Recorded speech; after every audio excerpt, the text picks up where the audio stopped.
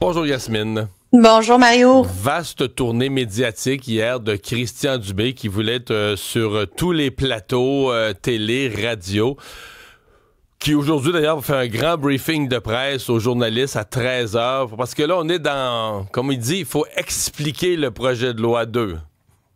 Tous ceux qui ne l'ont pas compris, ils veulent leur expliquer. Et oui, il va y avoir ce qu'on appelle un briefing technique qui aurait dû avoir lieu, on va se le dire franchement, bien avant, là, bien en amont de sa tournée médiatique pour expliquer les différentes nuances, les différentes dispositions de ce projet de loi qui, rappelons-le, ratisse large, là.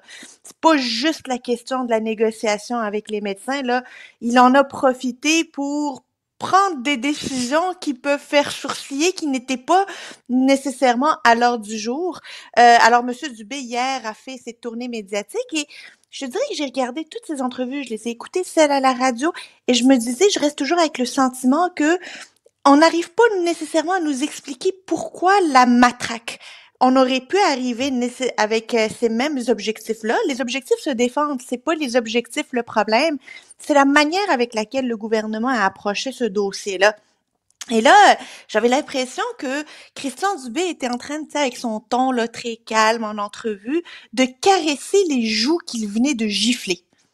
C'était opération recollons les pots cassés. On apprend ce matin une autre question, tu sais, qui aurait dû expliquer qu'on apprend ce matin dans la presse que le projet de loi, il a aboli l'Institut de la pertinence des actes médicaux.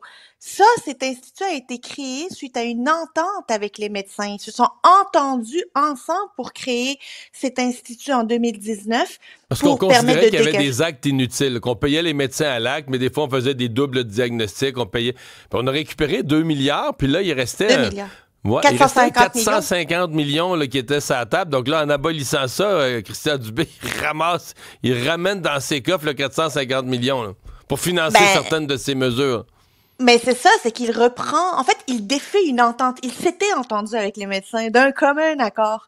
Ça a donné les résultats. 2 milliards d'économies, il reste 450 millions. Ils décident par loi spéciale de dire, ce 450 millions, là, on va pas le dépenser comme dans ce qu'on avait prévu dans l'entente. Je vais décider de ce qu'on allait faire avec. Mais ça fait juste mettre de l'huile sur le feu. Je comprends que lui, oui, parce que les médecins devaient être consultés. Dans le deal, c'est que les médecins allaient participer à décider comment l'argent, comme ils avaient participé à l'économiser, ils allaient être dans la décision de comment on l'utilise.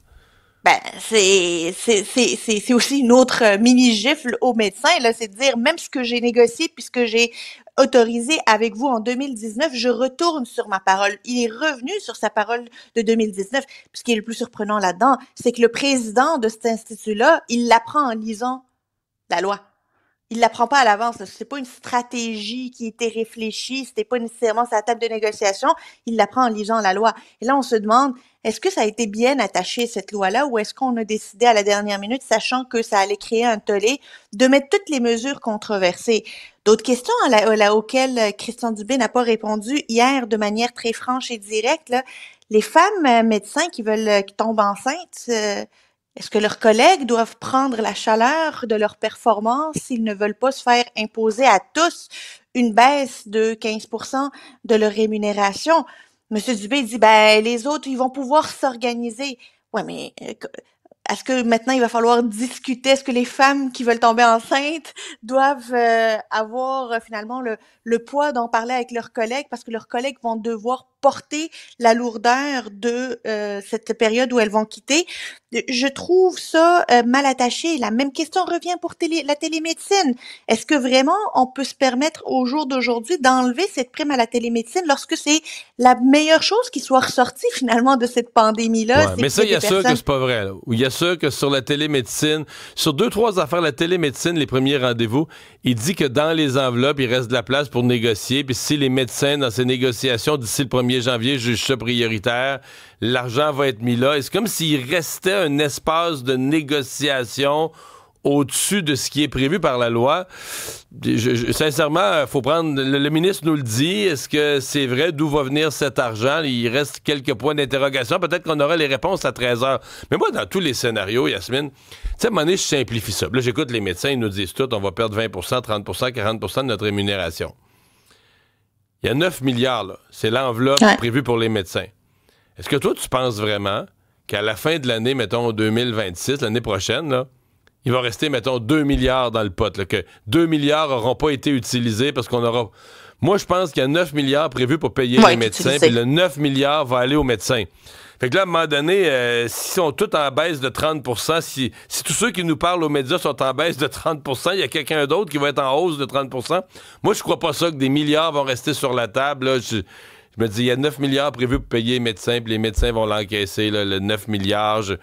Fait que pour ça que je me dis, oui, il y a quelque chose qui va pas. Le ministre les a mis de mauvaise humeur. Ça va y compliquer la vie. Est-ce que tu peux faire marcher un système de santé avec tout le monde de mauvaise humeur, là, tes acteurs de premier plan de si mauvaise humeur? Mais de l'autre côté, je me dis, non, il y a un bout d'exagération. Là. C'est pas vrai que les médecins, ils vont baisser leur salaire de 30 ça, c'est pas vrai, là. Non, mais je suis d'accord avec toi qu'ils vont prendre le 9 milliards. Là. Moi, je pense pas qu'il va rester un sou à la table. Là. Tout va être pris. Bon. Mais est-ce qu'il va y avoir des personnes à l'intérieur des médecins là, qui vont toucher moins? Des groupes qui vont toucher moins et qui ne le méritent pas nécessairement? Est-ce que ça va se faire sur le dos de la qualité? Est-ce que ça va devenir là, l'usine, là, 15 minutes, entre un après l'autre chez les patients? Est-ce que c'est parce qu'on va appeler des patients qui vont pas pu avoir leur téléphone parce qu'on va les faire ramener pour pouvoir leur facturer la pleine facture? Est-ce que ça va se faire sur la qualité des soins? Ça reste la question qui se pose actuellement, mais moi, je n'ai aucun doute que le 9 milliards va être pris. Comment va-t-il être dépensé? C'est surtout ça la question. Et quel impact ça va être sur nous? T'as regardé le bilan hier soir à LCN? J'ai regardé. Quelle entrevue bonbon, Mario, tu as accordé à Paul Larocque dans le cadre du 30e anniversaire du référendum. Cette entrevue-là, si nos auditeurs l'ont pas entendu... Précisons-le, où je n'étais plus animateur à LCN TVA, j'étais strictement invité à titre de ce que je faisais il y a 30 ans, à titre d'acteur du référendum il y a 30 ans. Et si les personnes qui nous écoutent ne l'ont pas entendue, ils doivent aller la retrouver. C'est une entrevue absolument extraordinaire qui jette un regard sur les coulisses là, de ce référendum et surtout de la soirée électorale. J'ai trouvé ça absolument fascinant d'entendre Mario, surtout sur... tu sais, ce que tu parlais, un ange gardien qui te disait de pas aller, toi et M. Bouchard, sur le stage avec M. Parizeau, avec cette phrase que l'on s'en rappelle, cette phrase malheureuse. Mais je me disais... La question que j'avais en écoutant ça, du haut de tes 26 ans, Mario, comment tu pouvais avoir le flair de pas se présenter sur ce stage-là? D'abord, j'avais pas 26 ans. J'avais 25. Écoute, c'est difficile à dire. C'est pourquoi tu as eu tel instinct. Puis là, en plus, on était deux. Fait que, on s'est vite renchaussé un dans l'autre dans nos convictions que c'était pas la bonne chose à faire. Mais tu sais, aujourd'hui, c'est mes enfants là, qui ont cet âge-là aujourd'hui. C'est sûr que je regarde, je me vois moi-même quand les images de l'époque se rejouent, là. Puis je me dis, ouais, j'étais quand même jeune, mais à l'époque, j'avais pas du tout zéro cette conscience-là. Je faisais mes affaires, j'avais été élu. Jamais je me disais, à 25 ans, tu te dis pas, je suis jeune, là, tu fais ce que tu as à faire, puis tu as un certain sens du devoir. Ben, c'est plus aujourd'hui, quand je le regarde à 55, que je vois ça, je vois quand même, j'étais assez jeune. Mais c'est toute une expérience de vivre ça à 25 ans, comme tu dis. Ce que je dénotais aussi, puis je dois le dire, c'est que t'as le profond respect pour Jacques Parizeau et Lucien Bouchard, mais aussi pour Jacques Parizeau, malgré le fait que tu voyais que la campagne allait pas, tu disais l'ensemble de l'œuvre, là, tant la campagne que la soirée électorale, qu'il y avait des trucs qui te dérangeaient ou à tout le moins tu n'embarquais pas. Mais moi, je pense que plusieurs Québécois se retrouvent dans ce que tu disais hier, c'est que on met entre parenthèses la déclaration malheureuse de 95, mais les Québécois ont un profond respect pour l'homme qu'il était, pour le premier ministre qu'il était. Oui. C'est une phrase sur une vie, là, tu sais, et avec une dose de frustration. Puis c'est ça, c'est une drôle de... Sincèrement, c'est une drôle de soirée, là, la soirée. Pour M. Parizeau, mettons, pour qui c'est le projet de sa vie, ce soir-là, qui devait en être peut-être l'apogée, là, ça a tourné vraiment autrement. Mais enfin... Et elle a continué à cette phrase-là, puis si on se rappelle à hauteur d'homme, elle a continué à hanter le Parti québécois. On se rappelle au débat, d'ailleurs, Mario, tu étais au débat en 2003. En 2003, puis c'était encore... c'est revenu. Et là, t'avais encore ton petit ange gardien qui te dit « Ouais, non, tu peux intervenir pour te détacher de cette phrase-là. » Ouais. Ton Mais ange gardien, Mario, c'est bon. tu sais, je regardais ça, puis tu sais, mon souvenir quand même de l'époque, tu sais, j'ai pas vraiment changé dans le sens que ce qui m'a toujours aidé là-dedans, c'est que je suis assez rationnel, là, tu sais, pas tellement émotif dans ces affaires-là. Fait que tu sais, tu te gardes une distance par rapport aux événements, puis t'essaies de rester, tu sais, rester terre à terre. Et j'étais là-dessus, là, j'étais pareil à j'étais pareil à 25 ou à 55 ans. Hey, Yasmine, merci. À demain. Merci.